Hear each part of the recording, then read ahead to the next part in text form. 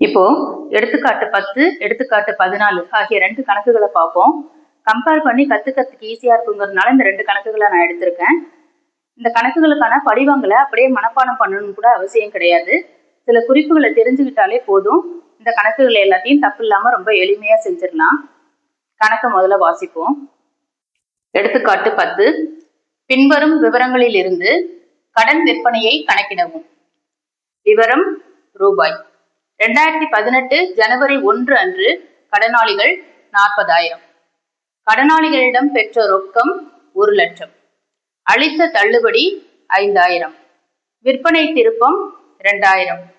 2018 December 31 அன்று கடனாளிகள் 60,000. எடுத்துக்காட்டு 14 வாசிக்கிறேன். பின்வரும் விவரங்களிலிருந்து கடன் கொள்முதலை கணக்கிடவும். விவரம் ரூபாய். 2018 ஏப்ரல் 1 அன்று கடனீந்தோர் 50,000. வெளித்திருப்பம் 6,000. கடனீந்தோருக்கு அளித்த ரொக்கம் 1,60,000.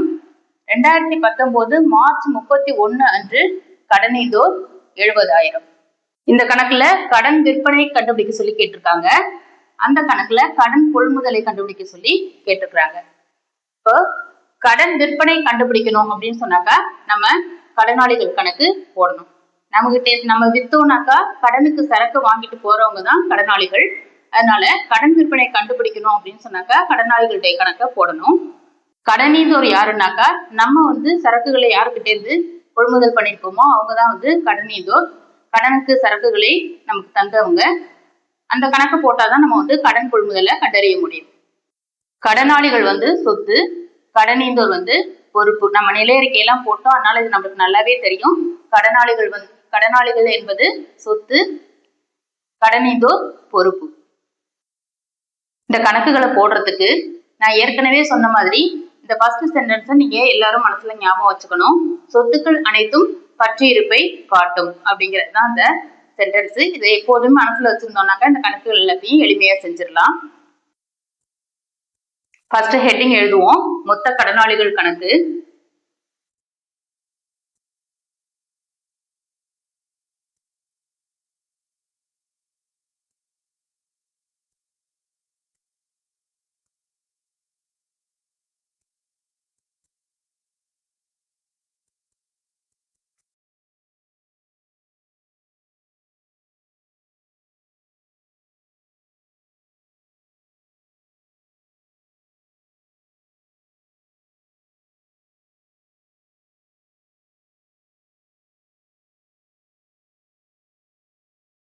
மொத்த கடனாளிகள் கணக்குன்னு ஹெட்டிங் எழுதியாச்சு. விவரம் ரூபாய் பற்று பக்கத்துல போட்டாச்சு.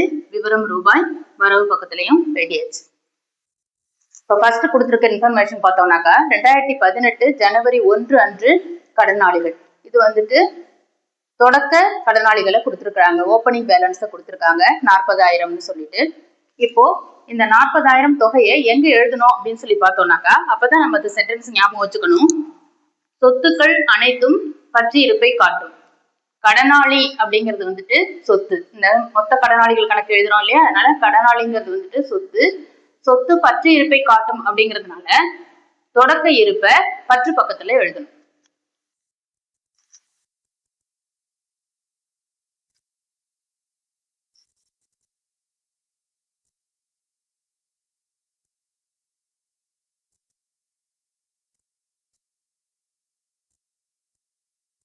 தொடக்க இருப்பு கீழ் கொணரப்பட்டது அப்படின்னு எழுதுவோம்.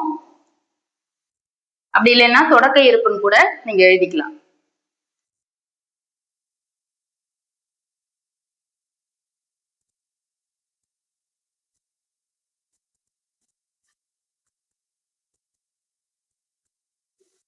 $40,000 போட்டாச்சு.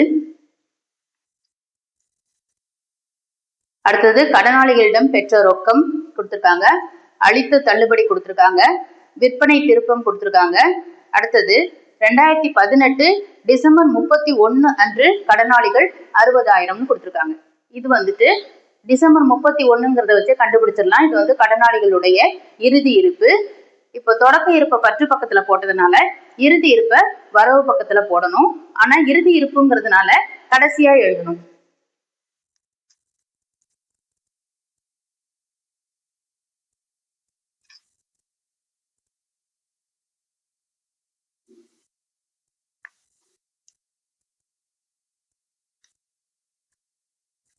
இறுதி இருப்ப கீழ் இறக்கப்பட வேண்டியது அப்படின்னு எழுதுவோம். அப்படி இல்லைன்னாக்கா உங்களுக்கு இது எழுதுறது எதுவும் குழப்பமா இருந்துச்சு அப்படின்னு சொன்னாக்கா இறுதி இருப்புன்னு கூட நீங்க எழுதலாம்.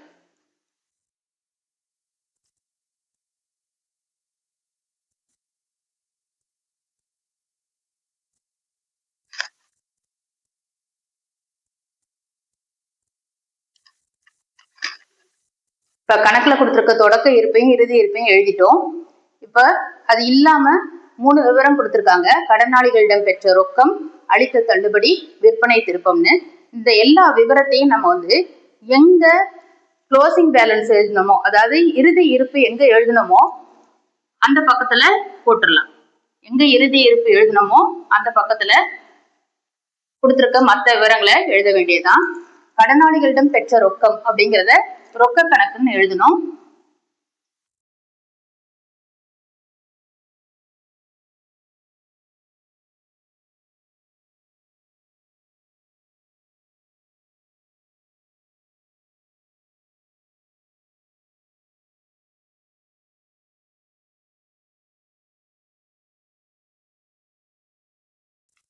ரொக்க கணக்குன்னு போட்டு 1 லட்சம் போட்டாச்சு. புரிதலுக்காக பெற்ற ரொக்கம்னு பிராக்கெட்ல எழுதியிருக்கேன். அளித்த தள்ளுபடி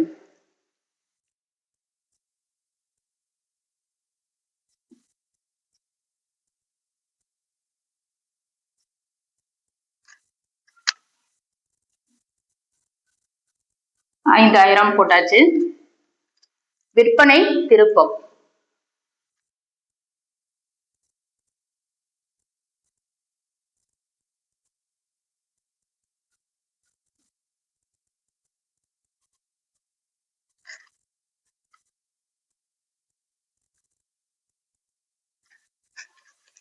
இப்ப கணக்குல உள்ள எல்லா விவரங்களையும் எடுத்து எழுதிட்டோம். இப்ப இந்த கணக்குக்கு இருப்பு கட்டுவோம்.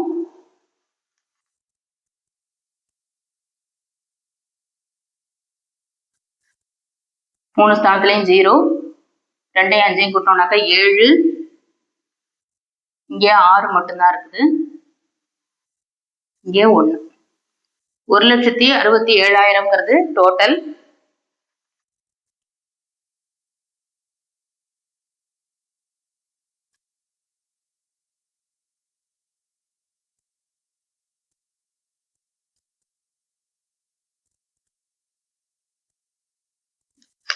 இந்த பக்கத்துல பார்த்தோம்னாக்கா ஒரே ஒரு அமௌண்ட் தான் இருக்கு, 40,000.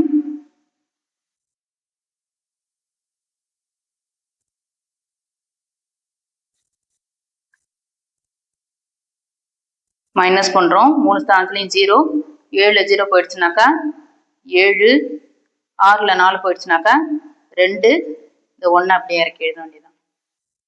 1,27,000 அப்படிங்கிறது நம்மளுக்கு இருப்பு கட்டு தொகையாக கிடைச்சிருக்குது. இதுதான் நம்ம கண்டுபிடிக்க வேண்டிய கடன் விற்பனை. விற்பனை கணக்குன்னு எழுதணும்.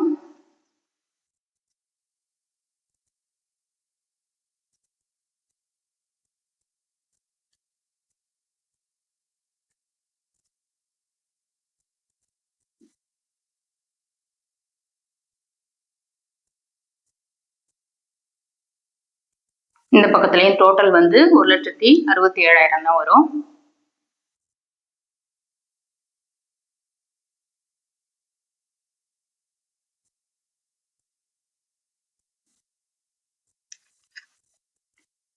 இப்போ கடன் விற்பனையை நம்ம கண்டுபிடிச்சாச்சு. இப்போ கடன் கொள்முதல் எப்படி கண்டுபிடிக்கலாம்னு அந்த கணக்குல பார்ப்போம். கடன் கொள்முதலை கண்டுபிடிக்கிறதுக்கு கடனின் ஒரு கணக்கு போடணும். ஹெட்டிங் ஃபர்ஸ்ட் போட்டுக்குவோம்.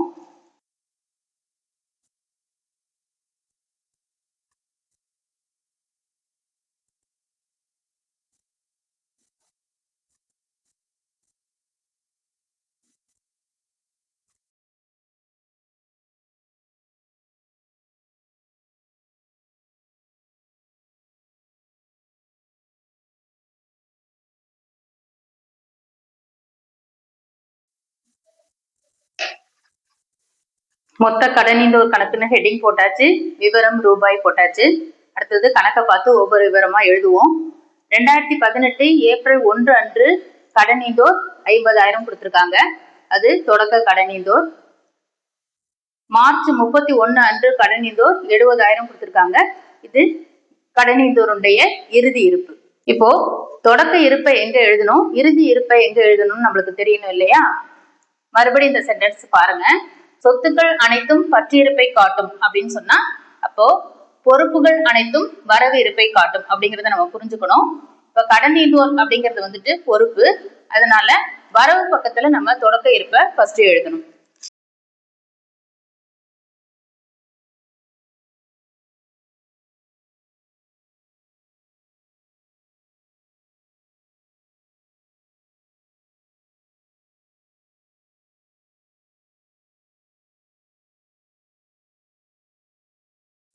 தொடக்க இருப்ப வரவு பக்கத்துல எழுதுனதுனால இப்போ இறுதி இருப்ப பற்று பக்கத்துல எழுத போறோம், கொஞ்சம் கடைசியா எழுத போறோம்.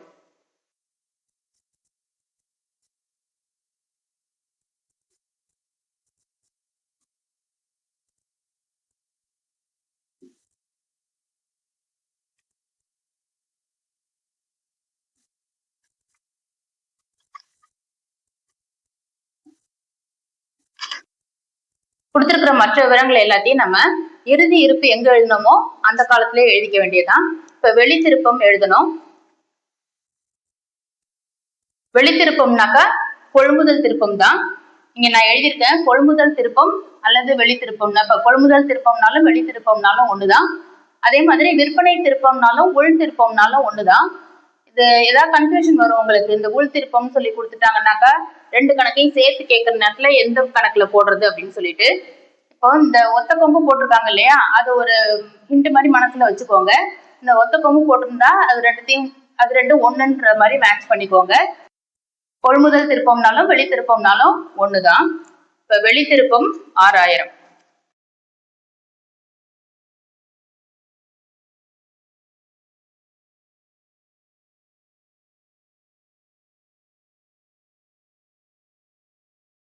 அடுத்த விவரம் கடனீந்தோருக்கு அளித்தோருக்கும் 1,60,60,000 ரொக்க கணக்குன்னு எழுதணும்.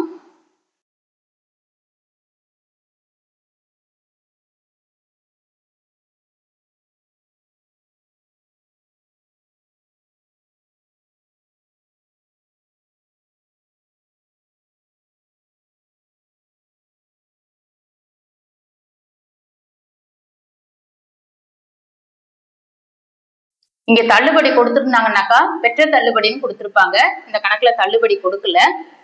பெற்ற தள்ளுபடி கொடுத்துருந்தாங்கனாக்கா அதையும் இந்த பக்கத்துலதான் நம்ம எழுதியிருப்போம். எப்பவுமே இந்த நல்லா கவனிச்சுக்கணும். கடன் ஈந்தோர் கணக்கா இருந்ததுனாக்கா அளித்த ரொக்கம் பெற்ற தள்ளுபடி அப்படின்னு வரும். கடனாளி கணக்கா இருந்ததுனாக்கா பெற்ற ரொக்கம் அளித்த தள்ளுபடின்னு மாறி வரும். அதை ஞாபகம் வச்சுக்கணும். அப்புறம் மாத்தி எழுதிட்டோம்னாக்கா ரெண்டு அக்கௌண்ட்டுமே தப்பா போயிடும். இப்ப இந்த கணக்குக்கு இருப்பு கட்டுவோம்.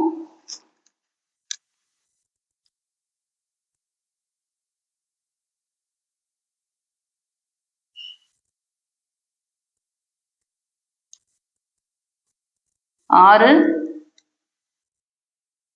7 6 13க்கு 3 மிச்சம் 1 2,36,000 அப்படிங்கிறது டோட்டல்.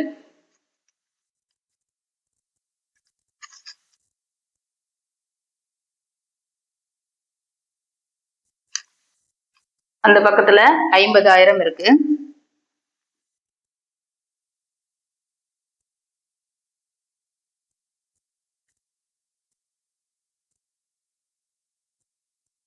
ஆறு 13ல 5 போயிடுச்சுனாக்கா 8 1 1,86,000 அப்படின்றது நம்மளுக்கு கிடைச்சிருக்கக்கூடிய இருப்பு கட்டும் தொகை. அதுதான் கடன் கொள்முதல் கணக்குன்னு எழுதணும்.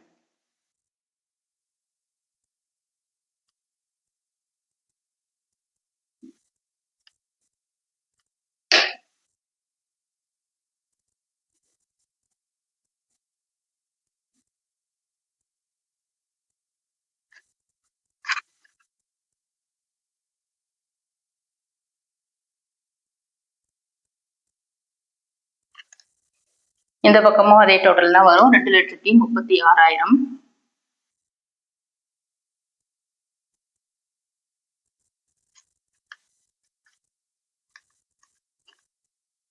ரெண்டு கணக்கும் போட்டாச்சு.